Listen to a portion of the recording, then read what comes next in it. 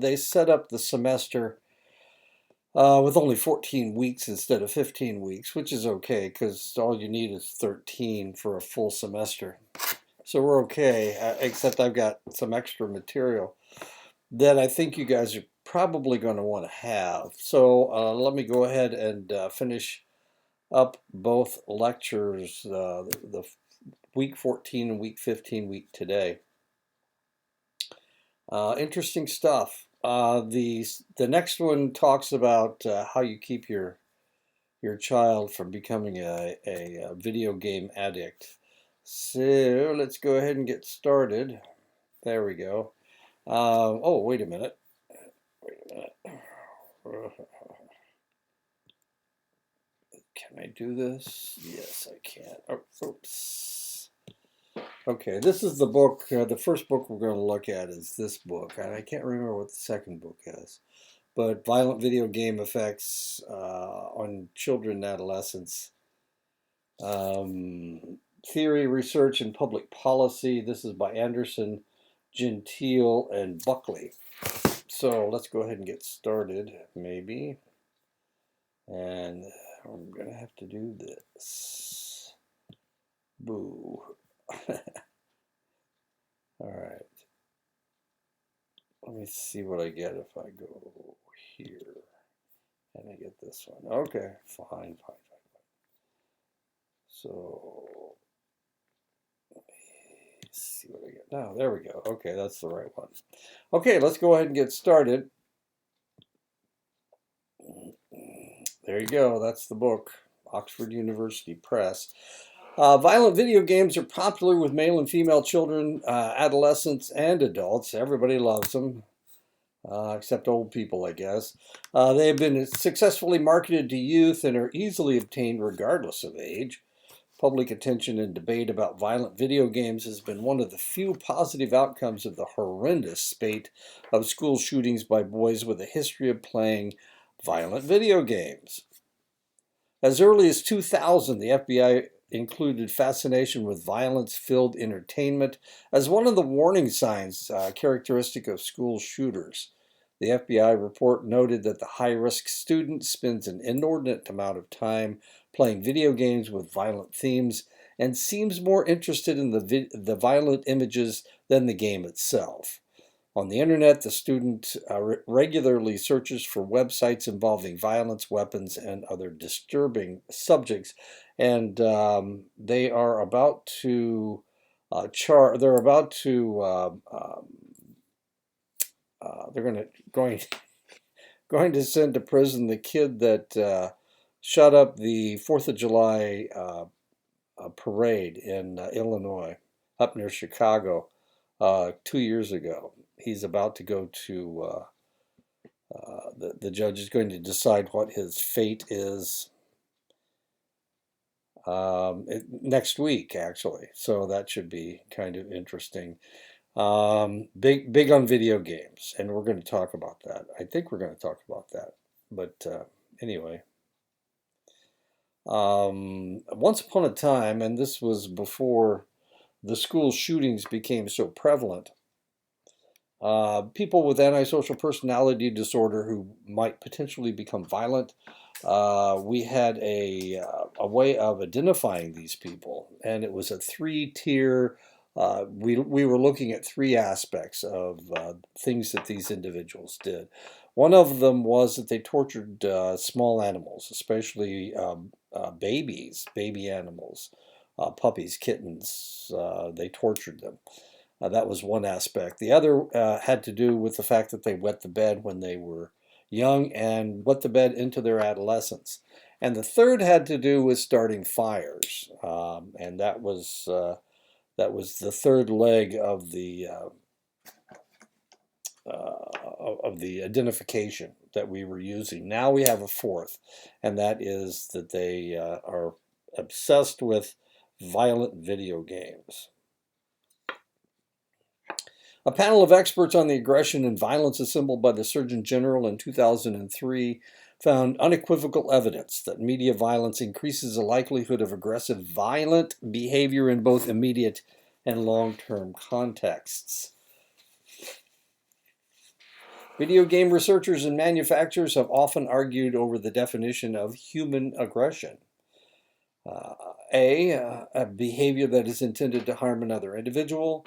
B, the behavior is expected by the perpetrator to have some chance of actually harming that individual. And C, the perpetrator believes that the target individual is motivated to avoid the harm.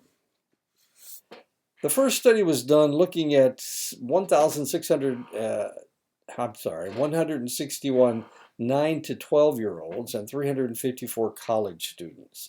Each participant was randomly assigned to play either a nonviolent children's game, 2 children's games with happy music and cartoonish characters, or 2 violent games aimed at teens. Aggression was measured with a punishment task, blasting a person with an air horn.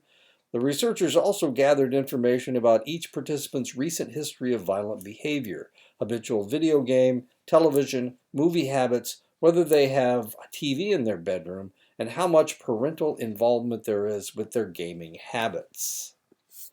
The researchers found that participants who played the violent video games punished their opponents with significantly more high-noise blasts than those who played the non-violent video games.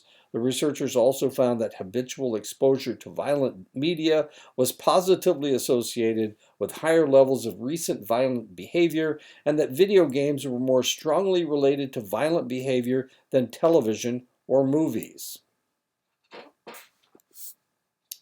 The researchers found that even cartoonish children's violent games seemed to have the same short-term effect as the more graphic T-rated violent games.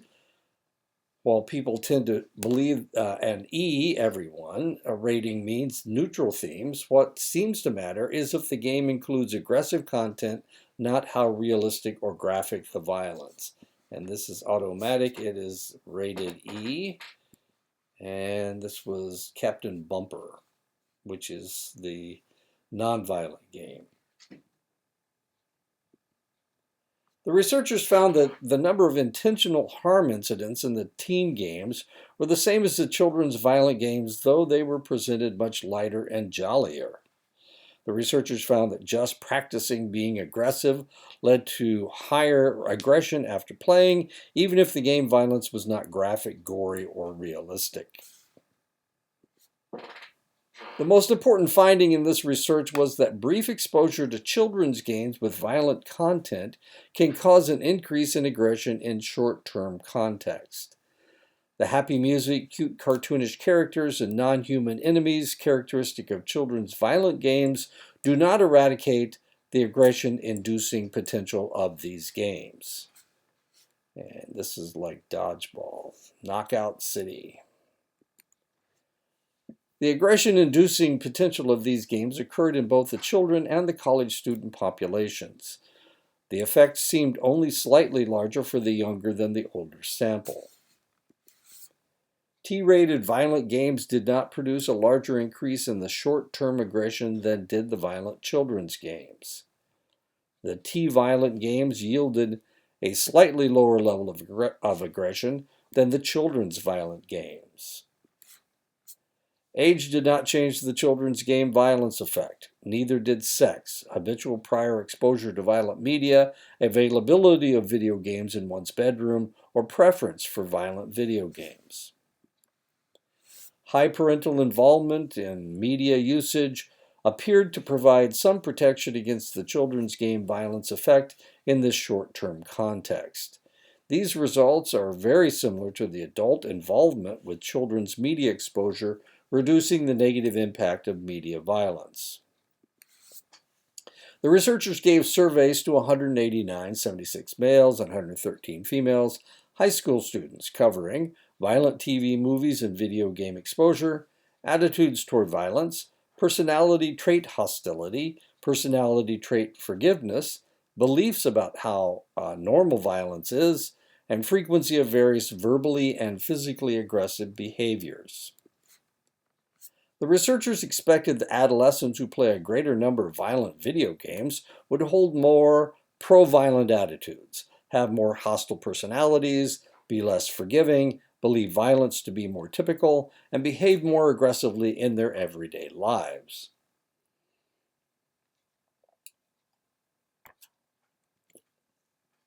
The researchers found that adolescents who play a greater number of violent video games hold more pro-violent attitudes, have more hostile personalities, are less forgiving, believe violence to be more typical, and behave more aggressively in their everyday lives. They were right. While the researchers expected other relevant variables, such as being male and having an aggressive personality, would account equally well for why some kids behave more aggressively, violent video games still made more of a difference than these other two variables.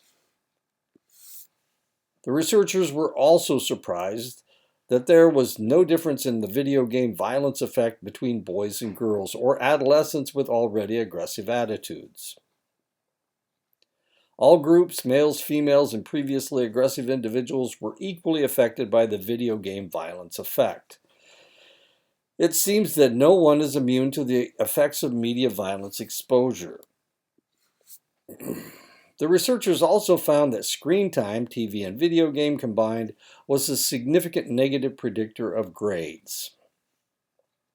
The more time adolescents spend in front of a screen, the worse their school performance. The researchers also found that there was no difference between violent TV programming and violent video games as the negative effect of screen time. Forgiveness was negatively related to all three types of aggression. Participants who scored higher on trait forgiveness tended to report lower levels of aggression. The forgiveness-aggression link proved to be quite strong, surviving all the destructive tests with each of the three aggression measures. Researchers were trying to determine if 3rd, 4th, and 5th graders became more hostile with increased video game playing. 430 3rd, 4th, and 5th graders were surveyed along with their peers and their teachers. From the children, they measured their violent TV, movie, and video game exposure, whether they see the world in aggressive terms, whether they have been involved in physical fights this year.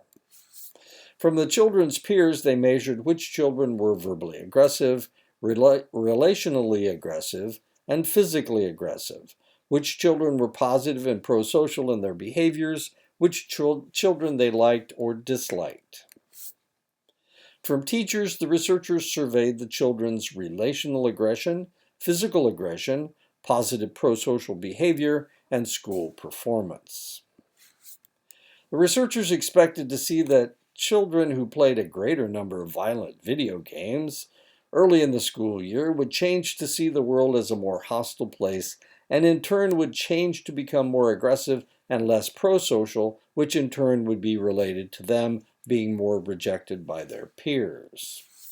The researchers found that when a child played more violent video games early in the school year, they changed to see the world in a more aggressive way and also changed to become more verbally and physically aggressive later in the school year. Higher aggression and lower pro-social behavior were in turn related to children being more rejected by their peers. The researchers were surprised to see measurable aggressive behavior changes in such a short time, on average 5 months. The changes were noticed not only by the child's peers, but their teachers as well, especially since neither the teachers nor the peers were aware of what the aggressive child is doing when not at school. The researchers were surprised that there was no apparent difference between boys and girls, children who had high or low hostile attribution biases, or children who already had or had not gotten in physical fights. Boys are traditionally thought of as already aggressive and more vulnerable to media violence effects, but all groups were equally affected. Amount of screen time affects school performance, but not aggressive behavior. Violent content of media affects aggressive behavior, but not school performance.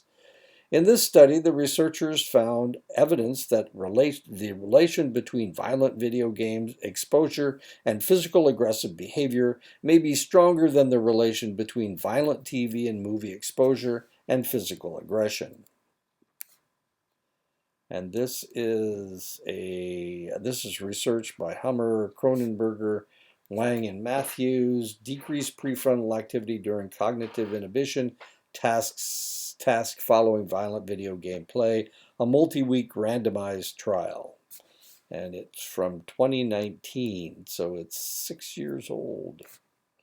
There is substantial evidence that exposure to violent media increases aggressive thoughts and behaviors, potentially due in part to alterations to inhibitory mechanisms mediated by the prefrontal cortex. And of course, this is where all your executive functioning takes place, right here. It's right in the front of your head, so try not to get hit in the forehead. Past research has demonstrated that playing a violent video game for short periods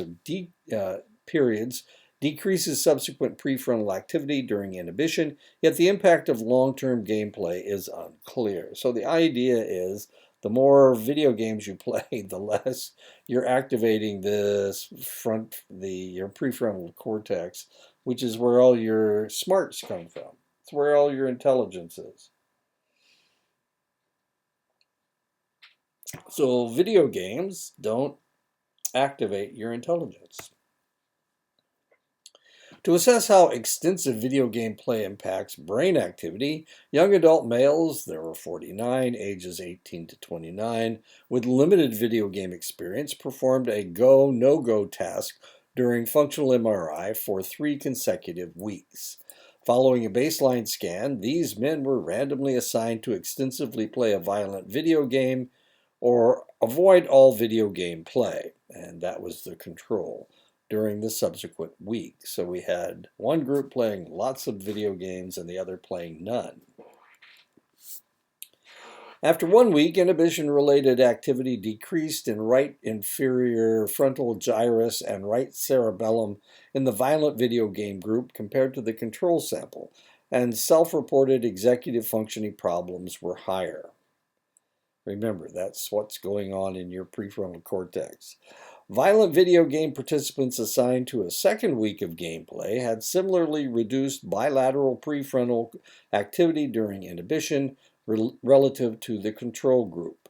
Violent video game participants assigned to avoid gameplay or play a cognitive training game during the second week demonstrated similar overall changes from baseline as the control group.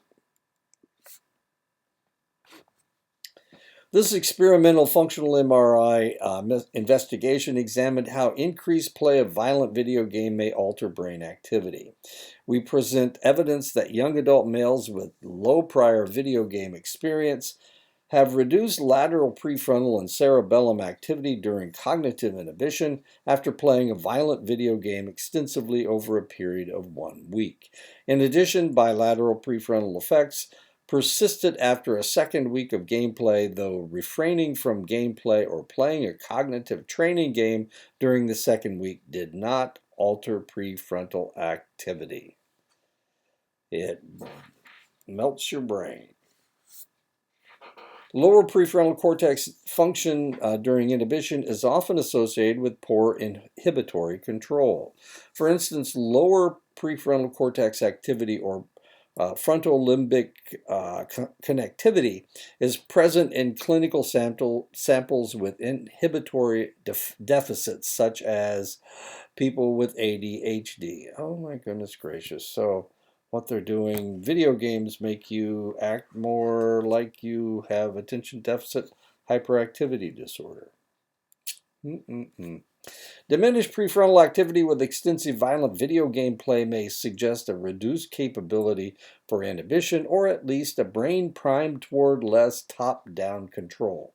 These changes can result in poor regulation of emotion and behavior, particularly when physiological arousal is high, such as during an argument or physical altercation.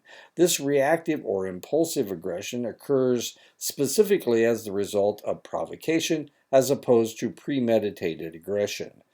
Attention problems and impulsivity are distinct factors from hostile worldviews and aggressive traits in reactive aggression.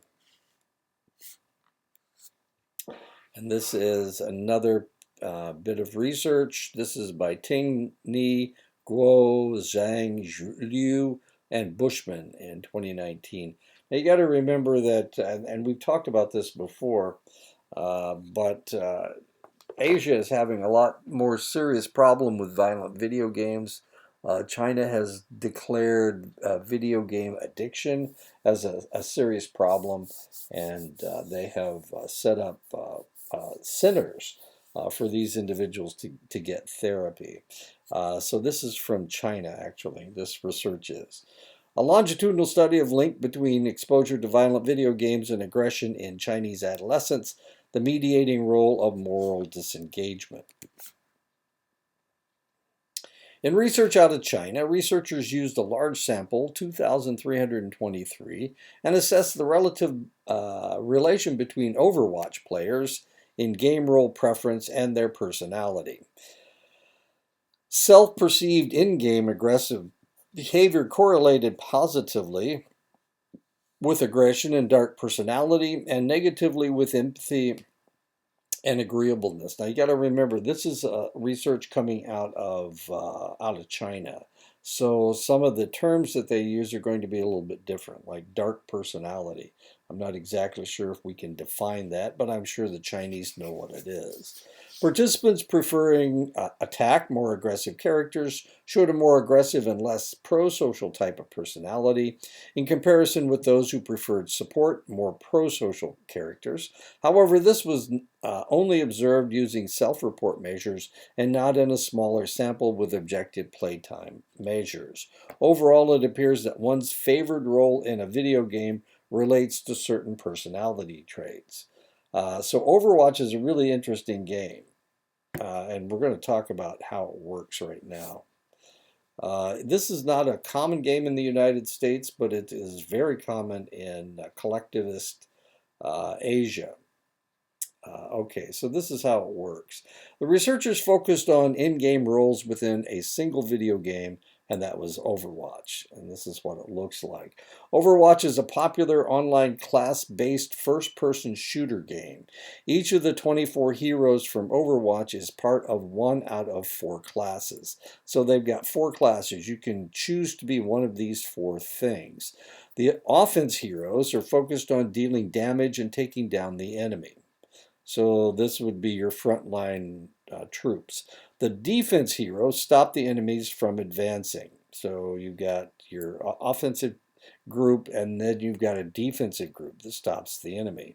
The tank heroes are highly resistant and are expected to take damage themselves to prevent harm to their teammates. And this is both offense and defense. These are the individuals that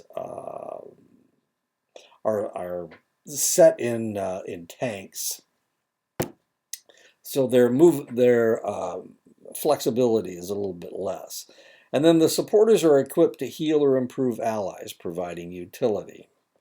So there you go. You can either be on offense, on defense. You can either be a defensive hero that just sits there, or you can be one of the support personnel that heal the front line and defensive heroes.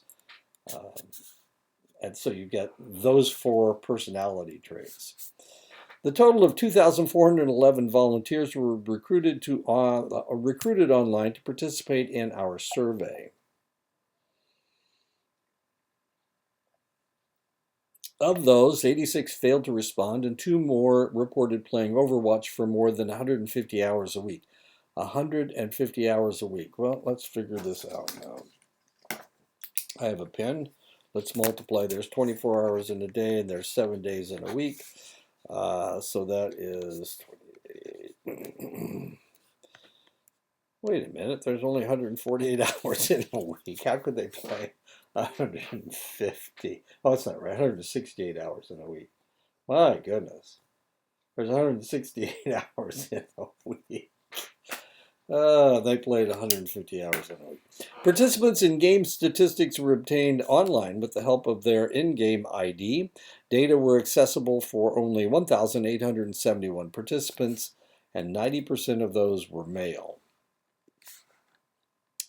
The present research suggests that one's favored role in a video game relates to certain personality traits. When comparing Overwatch players on the basis of their favorite hero's class, we found that participants who preferred a less aggressive support hero were more empathic and agreeable and less aggressive, with a less dark personality than those who favored a more aggressive offense hero. Self-perceived aggressive in-game behavior also correlated positively with trait aggression and the dark tetrad: narcissism, Machiavellianism, sadism, and psychopathy, and negatively with empathy and agreeableness. The dark tetrad, I'm sorry, tetrad, that's four. There's a tank. There's what a tank guy looks like. Anyway, I'm guessing that's I don't know. I don't know. I've never played this game. So, looking at the concept of avatar identification, Yoon and Vargas in 2014 found that playing the same game as a villainous character yielded more antisocial behaviors when compared with playing a heroic character. Mancini and Sibylla found that participants based their avatar on their own personality with different types of profiles: actualized, idealized, alter ego, or negative hero, influencing players' identification to their character. And now we're going to talk about Mancini and Sibylla.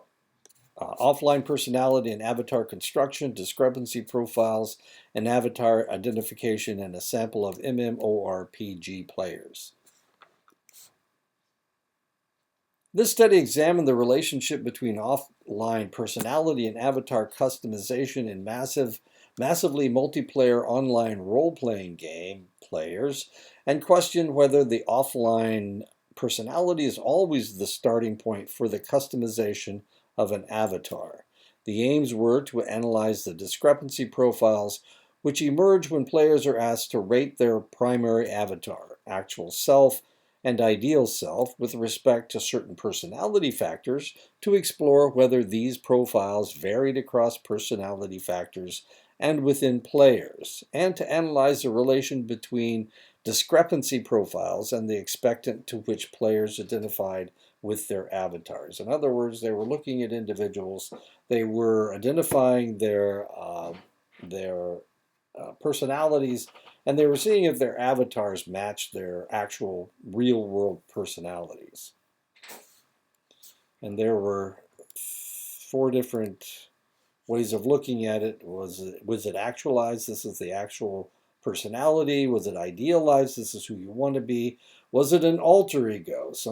You're normally very passive, but your alter ego would be a very aggressive individual, or a negative hero. So normally you're a nice guy, and now, of course, you're not a nice guy.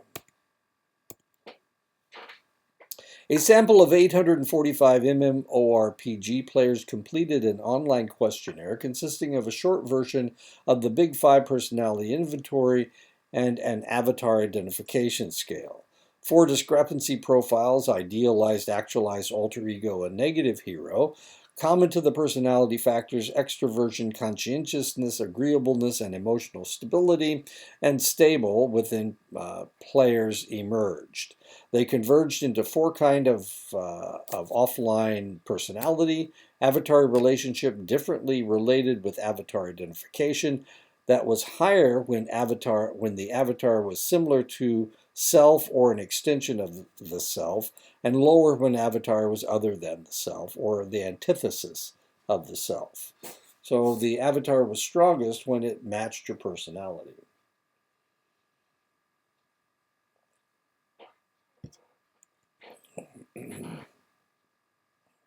Kirkeburn, Jonasson, and Griffiths, the Dark Tetrad: Traits in Problematic Online Gaming. And what happened was I started putting this lecture together, and I did the first one.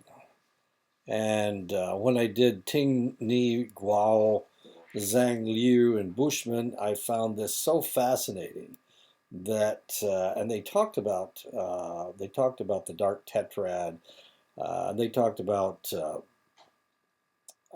Mancini and Cibola, I decided, well, let me see if I can find Mancini and Cibola.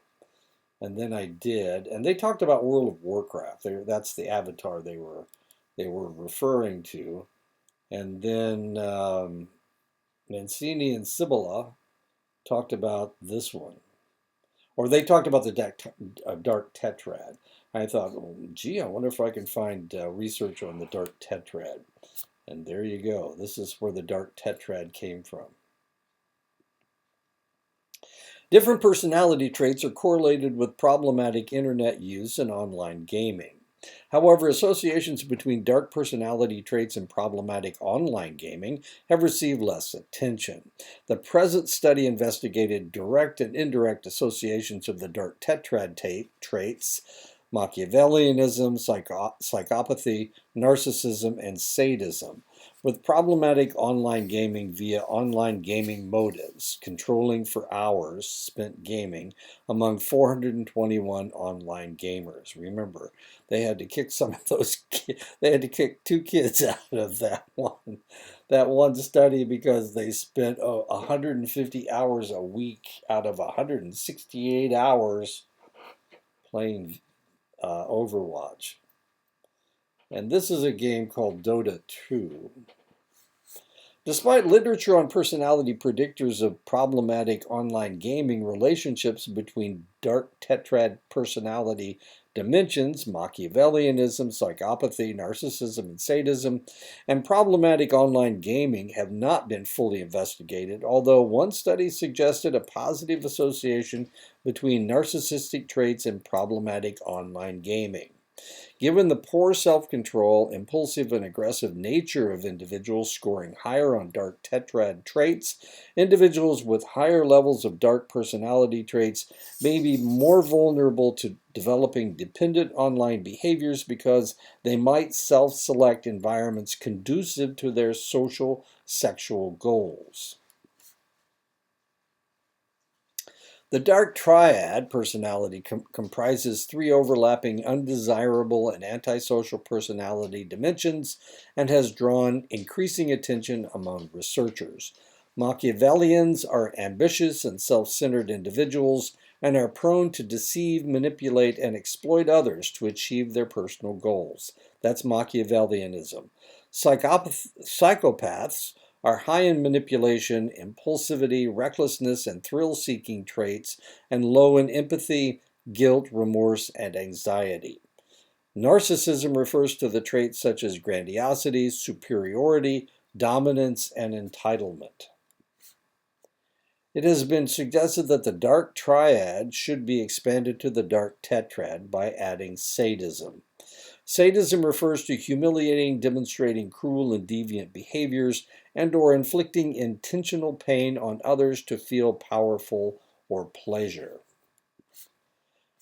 Dark tetrad traits correlate with offline socially undesirable outcomes, including interpersonal aggression and hedonistic values, which may translate into online behavior given personality traits are consistent across situations. Because dark tetrad traits are associated with problematic social media use and antisocial online behaviors, including cyberbullying, cyber trolling, and cyber stalking, it may be those high on these traits also demonstrate other problematic online behaviors. Grief play, i.e., trolling in online games, has been associated with all dimensions of dark tetrad traits. Narcissistic gamers are more addicted to video games because of urges to be recognized and respected by others in game. Gamers with higher narcissistic trait scores value wealth and in-game power as they do in the real world, which may drive excessive gaming. Physical sadism is associated with the amount of violent video game play, which signals a potential risk for compulsive gaming because of increasing time spent on particular media leading to problematic use. It is well established that gamers' motivations to play online games may lead to problematic online gaming. Gamers who play to 1. Escape from real life, 2, compete with others, and 3, cope with problems, have more problematic online gaming than those gaming for other motives. The compensatory internet use model asserts that individuals become problematic online users by compensating their unmet offline needs in online contexts. Gamers scoring high on dark tetrad traits may compensate their antisocial urges that they cannot fulfill in the real world in virtual environments on their gaming platforms. Empirically, online gaming motives mediate between psychiatric symptoms and problematic online gaming, especially escape, competition, and fantasy motives. The researchers expected similar mediating effects from escape, fantasy, and competition motives between dark tetrad traits and problematic online gaming. Mediation analysis showed narcissism was indirectly associated with problematic online gaming via online gaming motives of escape and fantasy among role-playing game players and the total sample. Sadism was directly associated with problematic online gaming among first-person shooter game players and indirectly with problematic online gaming via online gaming motives of escape and fantasy among role-playing game players and the total sample. The findings suggest that dark traits should also be taken into account when considering theoretical models involving problematic gaming use, online gaming motives, and preference for different games. And that is that. Wait a second. So let me go to the next one. Here I am. Wait a minute. Oh, there. Okay, it's right here. And there we go. Okay, week 15. Video games and your kids, how parents stay in control. Okay.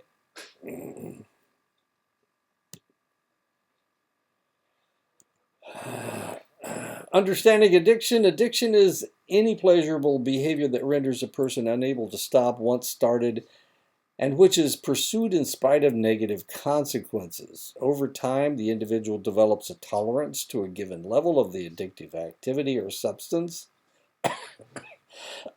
They stop feeling satisfied at a certain level of use and require more activity or substance to get the original euphoria. When unable to engage in the addiction, the person enters withdrawal. Gaming addiction is often said to be present when an individual has completely lost control over their game playing and their excessive playing behavior has had a detrimental effect on all aspects of their life and compromises their job and or educational activities, interpersonal relationships, hobbies, general health, and psychological well-being. These two criteria, impaired control and harmful consequences, are regarded as fundamentally important criteria for addiction. An alternative model of addictive behavior has proposed 6 features of components of gaming addiction. To indicate addiction, it is thought that these criteria must be sustained for a period of between 3 to 6 months. Salience. This occurs when gaming becomes the most important activity in a person's life, dominating their thoughts, preoccupation and cognitive distortions, emotions, cravings, and behavior, deterioration of normal behaviors. An addicted gamer is obsessed with all aspects of video games and, when not playing, will be anticipating or planning the next playing session. Salience. Mood modification. This refers to changes in the person's mood state that occur as a result of gaming. Mood change may involve a subjective feeling of euphoria, as well as an increase in physiological arousal, increased heart rate, muscle tension, or shaky hands, or alternatively, a tranquilizing feeling of calm or numbing sensation. I think this guy's numbed out. Tolerance. This refers to the process whereby increasing amounts of gaming are required to achieve the former mood-modifying effects. This means that players gradually increase the amount of time they spend engaged in gaming. Excuse me. It could be argued that addicted gamers build up their tolerance to the point that they will end a playing session only when they have become mentally or physically exhausted. Withdrawal. These are the aversive mood states and or physical effects that occur when gaming is suddenly discontinued or reduced. Psychological withdrawal symptoms include feelings of frustration, irritability, and flattened affect. Withdrawal motivates the individual to play video games on a regular basis and to minimize periods of absence from a video game in order to alleviate these unpleasant feeling states. Relapse. This refers to the tendency for the player to make repeated reversions to earlier patterns of gaming, and for even the most extreme patterns typical of the height of excessive gaming to be quickly restored after periods of abstinence or moderation. Relapse usually indicates that the individual has lost personal agency over their behavior. Conflict or harm. This refers to the negative consequences of excessive gaming. Harm includes conflicts between the addicted video game player and other people, family members and friends, other activities, job, school, social life, hobbies and interests, and from within the addict themselves. Psychological distress.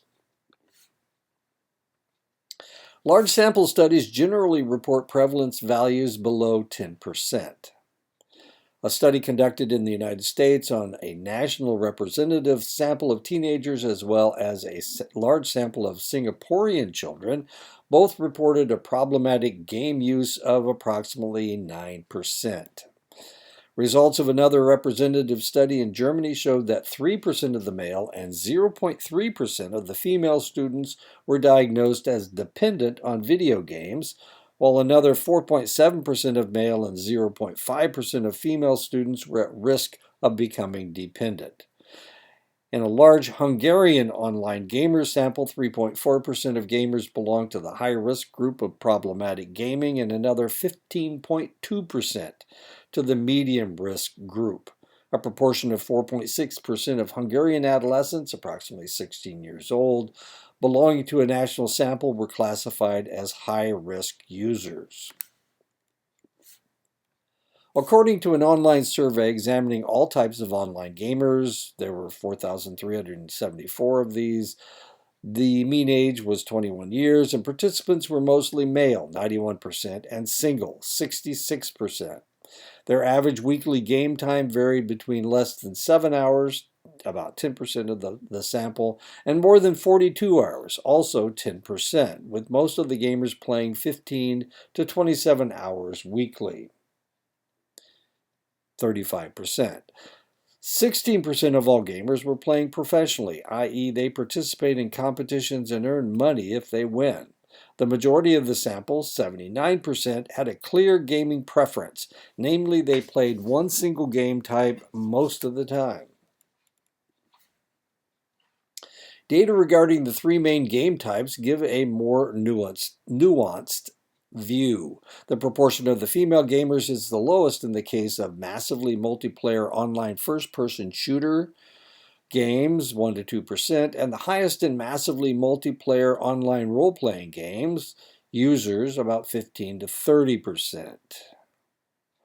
MMOFPS's users are the youngest, 18 to 19.8 years, while both massively multiplayer online real-time strategy, 22 years, and MMORPG players, 21 to 27 years, are significantly older. Among the three main groups, MMORPG role-playing gamers spend the most time playing. Since MMORPGs are the most researched games, most likely because they allow players to interact to form friendships, create communities, and work together to accomplish a variety of goals, there is additional information regarding such players that is still unknown in the case of other game types. Half of MMORPG players work full-time, 22.2% are students, and 14.8% are homemakers, 89.9% of whom were female. 36% of the gamers are married, and 22% of them have children. Overall, the demographic composition of MMORPG users are quite varied and probably more diverse than the composition of MMORTS strategy games and MMOFPS's shooter games, although this needs to be empirically established. There is now a relatively large number of studies all indicating that excessive video game play can lead to a wide variety of negative psychosocial consequences for a minority of affected individuals.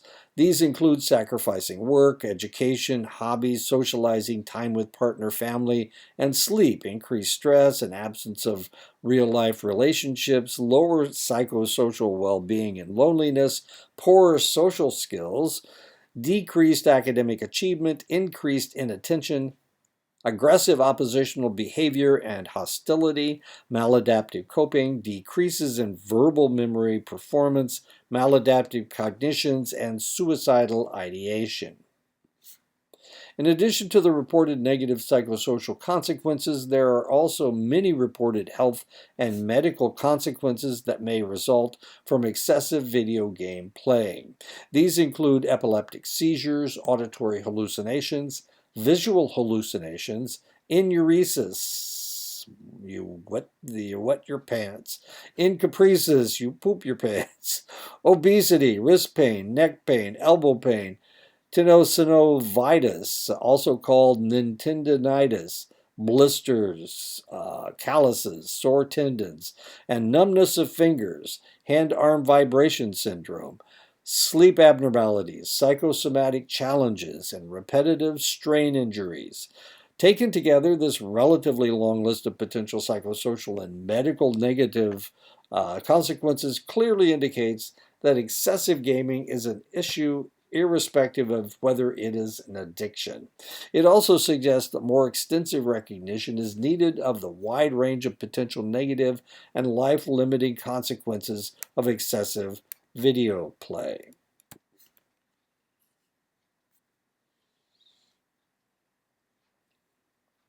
A number of studies have examined the role of different personality factors, comorbidity factors, and biological factors and their association with gaming addiction. In relation to personality traits, gaming addiction has been shown to have associations with neuroticism, aggression and hostility, avoidant and schizoid interpersonal tendencies, loneliness and introversion, social inhibition, boredom inclination, sensation seeking, diminished agreeableness, diminished self-control, and narcissistic personality traits, low self-esteem, state and trait anxiety, and low emotional intelligence. Research has also shown gaming addiction to be associated with a variety of comorbid disorders. This includes attention deficit hyperactivity disorder, symptoms of generalized anxiety disorder, panic disorder, depression, social phobia, school phobia, and various psychosomatic symptoms. Through use of functional MRI, biological research has shown that gaming addicts show similar neural processes and increased activity in brain areas associated with substance-related addictions and other behavioral addictions, such as pathological gambling, significant activation in the left occipital lobe, parahippocampal gyrus, dorsolateral prefrontal cortex, nucleus accumbens, right orbital frontal cortex, bilateral anterior cingulate, medial frontal cortex, and the caudate nucleus. Prior to the publication of the latest DSM-5, there have been some debate as to whether internet addiction should be introduced into the text as a separate disorder.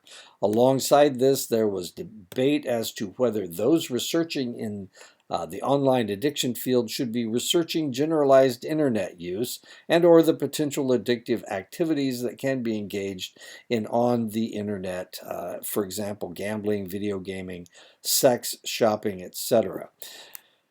Following these debates, the Substance Use Disorder Work Group recommended that the DSM-5 include a subtype of problematic internet use, for example, internet gaming disorder, in Section 3, Emerging Measures and Models, as an area that needed future research before being included in future editions of the DSM.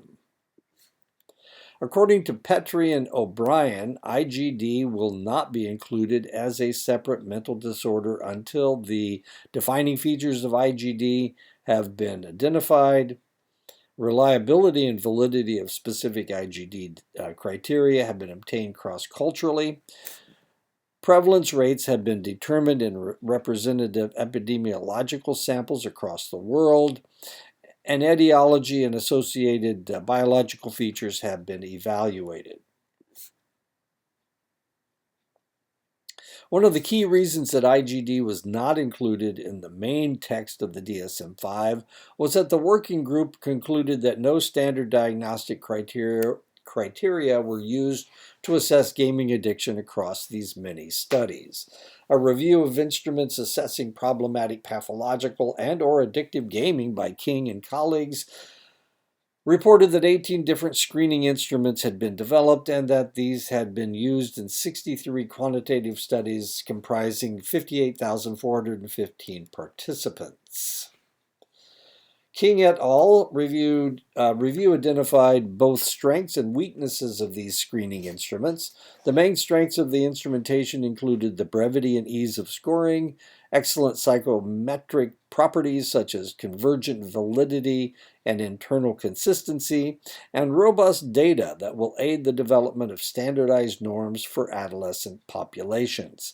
However, the main weaknesses identified in the instrumentation included core addiction indicators being inconsistent across studies, a general lack of any temporal dimension, inconsistent cutoff scores relating to clinical status, poor and/or inadequate inter-rater reliability and predictive validity, and untested or inconsistent dimensionality. So one of the biggest problems was how long are these kids playing?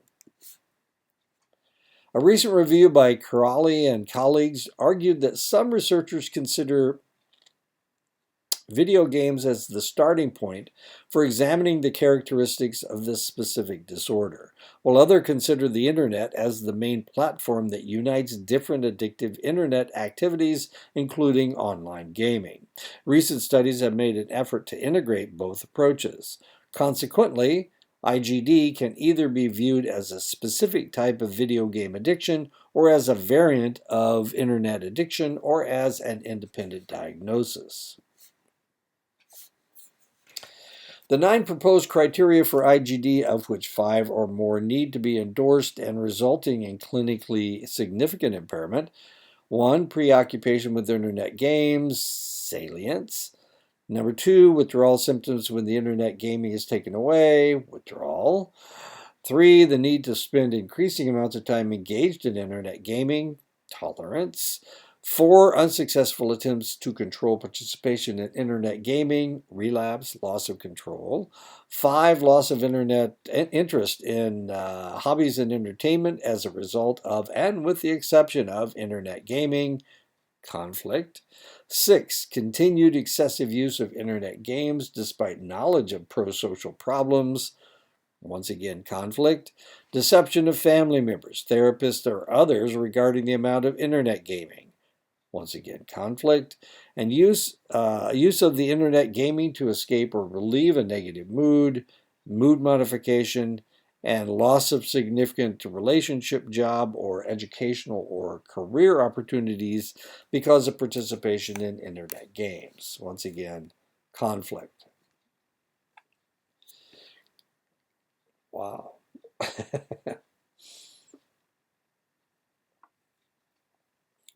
Clinical interventions and treatment for problematic or addictive gaming vary considerably in the literature, with most of the very few published studies employing some type of cognitive behavioral therapy, pharmacotherapy, and/or self-devised psychological interventions.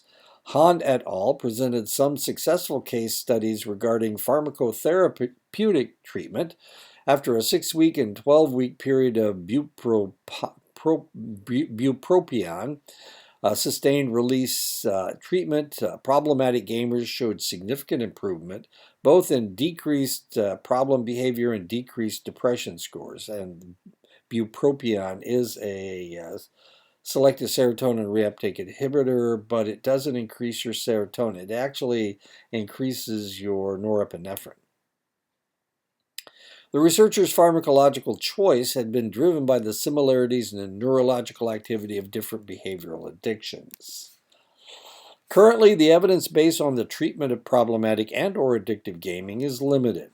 Furthermore, the lack of consistent approaches to treating problematic video game playing and video game addiction makes it difficult to produce any definitive conclusions as to the efficacy of treatment, although at this stage, CBT, cognitive behavioral therapy, as with the treatment efficacy of other addictions, appears to show good preliminary support.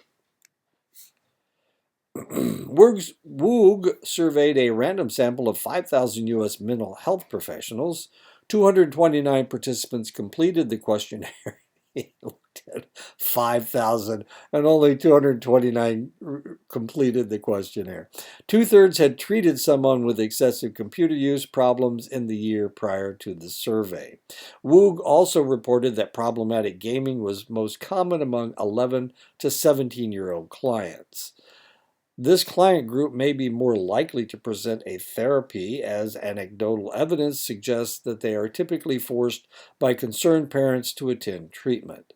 Adult gaming addicts may not seek treatment or seek treatment at a later stage for other psychological problems, such as depression, that develop after experiencing the severe negative consequences of gaming.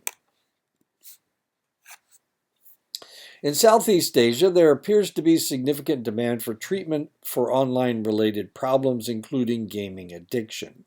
The South Korean government has reportedly established a network of over 140 counseling centers for treatment of online addiction. In Western countries, gaming addiction clinics have also started to emerge in places such as Holland and the UK. There are also treatment groups that are modeled on 12-step self-help treatment, and it's known as Online Gamers Anonymous. Block suggested that the diagnosis for online problems, including excessive gaming, should be included in the DSM-5 as a compulsive-impulsive spectrum disorder.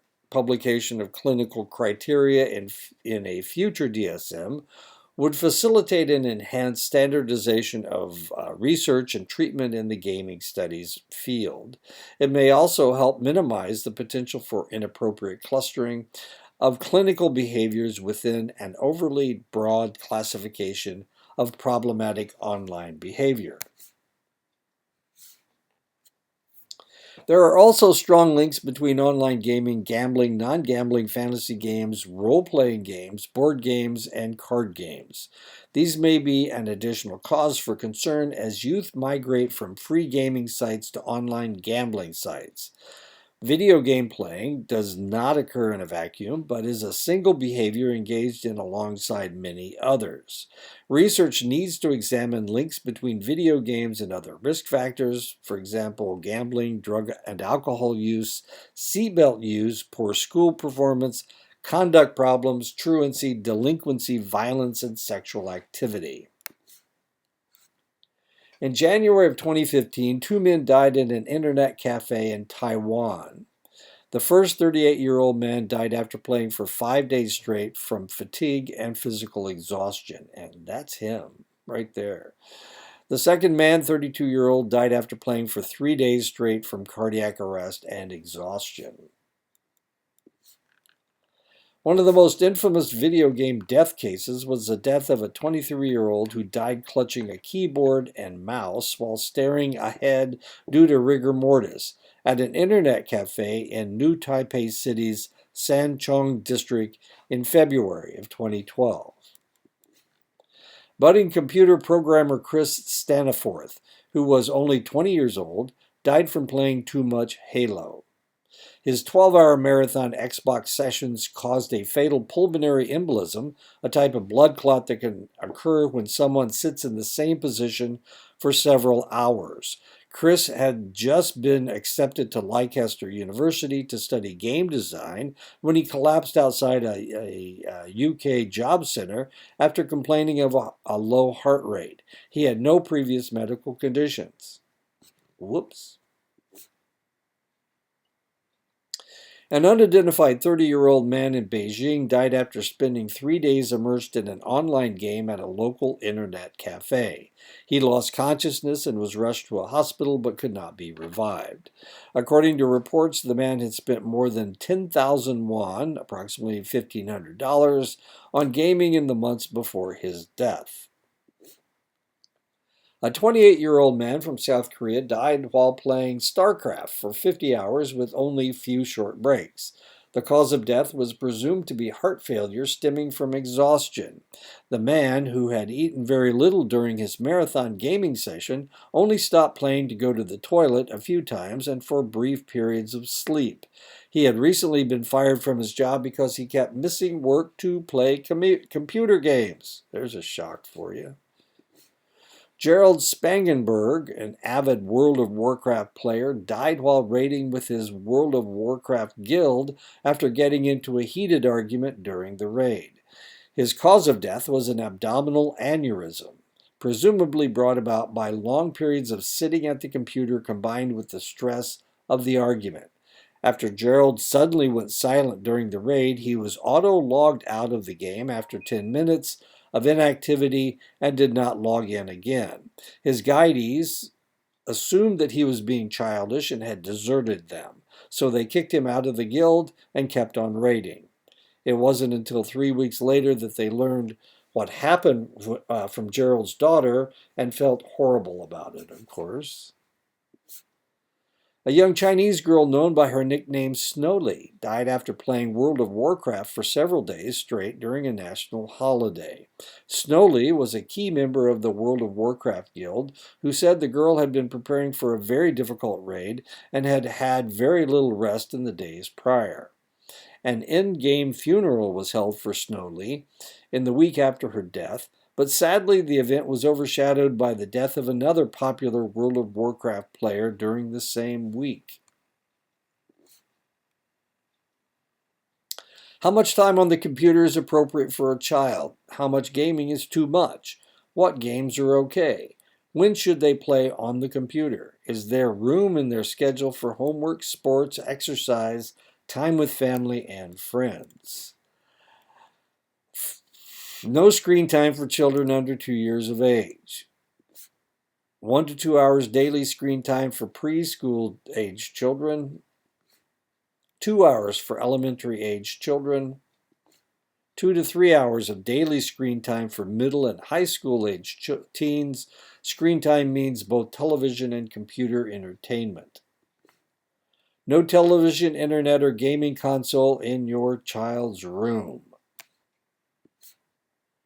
Make a plan scheduling gaming times and choices in advance. A gaming plan helps everyone choose and use gaming carefully.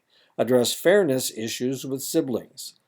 Older siblings may have different limits from younger siblings.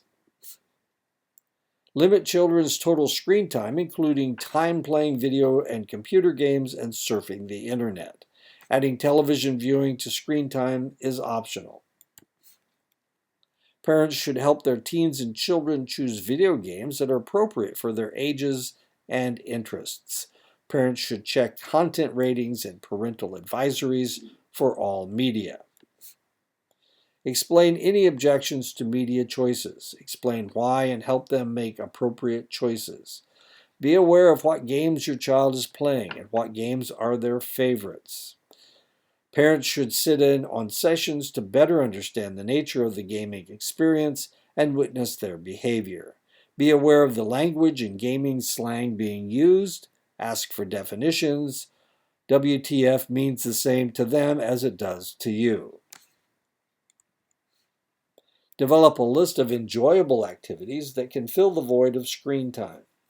The most common reason children cite for playing video games is boredom. A parent who expects the limited time to be filled with chores and homework is probably mistaken, and the child may feel cheated. This may mean that the parent will have to join in the new fun activity. If the gaming limits creates conflict, the parent should not negotiate, as that will create a situation where the limits are perpetually expanded until the limits are meaningless. If talk is unsuccessful, then professional help may be needed. Professional help may be required if the child has any of the following problems and is using gaming as a means of focusing: ADHD, learning disabilities, mood disorders, addiction issues, anger management. It's like this kid's got all those problems. Hartman, Jung, and Vorderer. What determines video game use? The impact of users' habits, addictive tendencies, and intentions to play. The Hartman et al. Study explored the role of intentions, habits, and addictive tendencies in people's video game use. And this, of course, was in 2012. Survey data was collected in two waves: 351 individuals, measuring causal factors and outcomes. Results of mediation analyses reveal a positive impact of both habits and addictive tendencies on video game use that is partly affected by users' intentions. Moderation analyses suggest that the impact of habits, but not of addictive tendencies on video game use, decreases the less users intend to play. Taken together, these findings suggest that users' video game habits, addictive tendencies, and intentions jointly determine video game use. And that's logical, I guess. Thank you, Hartman et al. Reiben and Bayer, Family Media and School-Related Risk Factors of Video Game Addiction, a 5-year longitudinal study. Here you go, longitudinal study. It was done in 2013. This study investigated the causes of gaming addiction in an attempt to explain why video game playing as a widespread phenomenon leads to a comparatively small percentage of addicted players. In this paper, the results of a 2-wave longitudinal study comprising a sample of students from grades 4 to 9, 406, are presented looking at family media and school-related risk factors, and that is Rabine and Bayer, and they are in order, Rabine and Bayer. In 4th grade, 34% of children had their own TV, 29% had their own computer, 23% had a gaming console, and 59% had a handheld gaming console.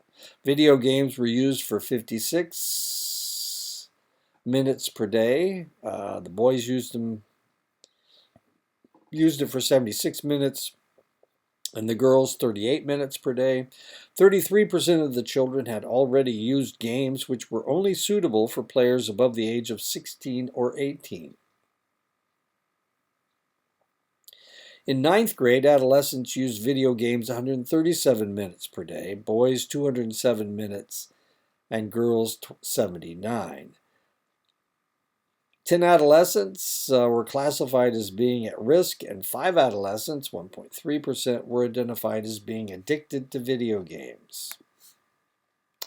The relevance of school-related variables is emphasized by the fact that well-being at school proves to be a protective factor. Social involvement and emotional experience in school could prove to be important predictors of gaming addiction.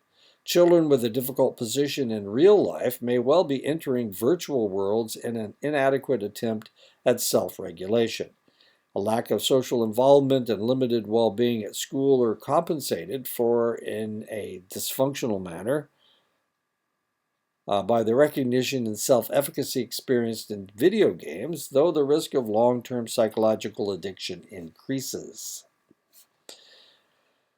Parental devotion and supervision did not prove to be significant for the estimation of risk. This was shown for media-related parent supervision. The results of this study provided no basis for arguing that this is a promising strategy for the age group of 10 years and older. Two conclusions can be drawn from this. Are you ready? Approaches aimed at parental responsibility and media-related risk reduction would appear to be useful only if they begin significantly earlier than the 10th year of life, and preferably at the preschool age. If recourse to previous research results in the data from this study, it can be concluded that prevention concepts are inexplicably tied to the characteristic psychological vulnerabilities of children who are at risk, and thus should be geared toward enhancing psychological health. So the kids that already have problems are the ones that are the most affected. Our data suggests that distinctive features in prevention concepts are not sensitive for the development of gaming addiction. Banning media devices from children's rooms or to adhere to specific gaming times thus appear not to be very promising, at least for children aged 10 years and over. The factors and problems underlying gaming addiction are obviously of a fundamental nature. They primarily affect the personality and the motives underlying the gaming behavior. With respect to the type of games used, violent content could turn out to be less crucial than specific characteristics of the game that are important for keeping the user playing for extended periods of time.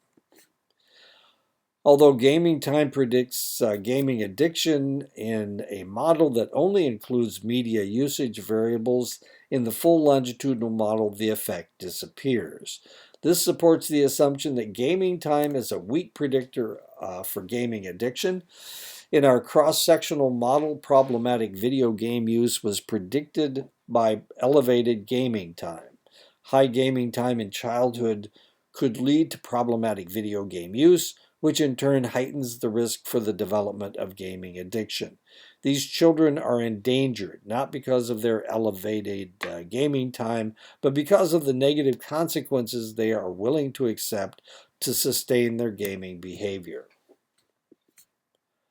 With respect to school-related performance indicators, our study shows that gaming addiction cannot be predicted by means of either school grades or one's self-concept of ability to perform at school.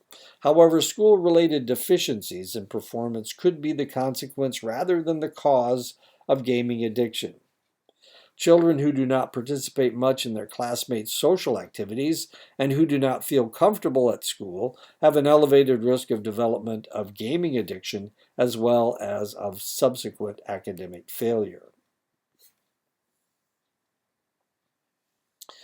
The data show that 15-year-old video game addicts had already exhibited a number of specific risk factors at the age of 10. Students from single-parent families seem to be particularly at risk, as are students with low experienced school well-being and with a weaker social integration in class. The data also indicate that problematic use of video games in childhood increases the risk of gaming addiction in adolescence. Male students are especially vulnerable for developing gaming addiction. Okay, this is the bupropion. Bupropion has been used in the treatment of patients with substance dependence. Han et al. In 2010 hypothesized that 6 weeks of bupropion treatment would decrease craving for internet gameplay as well as video game cue-induced brain activity in patients with internet video game addiction. 19 male subjects, 11 diagnosed with internet video game addiction, and 8 controls were used in the study. The addicted subjects played StarCraft for an average of 30 hours a week, and the controls for 3 hours per week. A baseline functional MRI was taken of all subjects using the cue StarCraft. Between the two groups, there were significant differences in terms of craving for playing StarCraft. The addicted group were then asked to take a maintenance dose of bupropion for 6 weeks while their StarCraft gameplay was being monitored. After 6 weeks of bupropion treatment in the addicted group, maladaptive behaviors because of excessive playing internet video game were improved. 6 individuals in the addicted group showed improved daily routines to the degree family members found to be acceptable. For addicted individuals were no longer absent from individuals were no longer absent from school during the treatment period.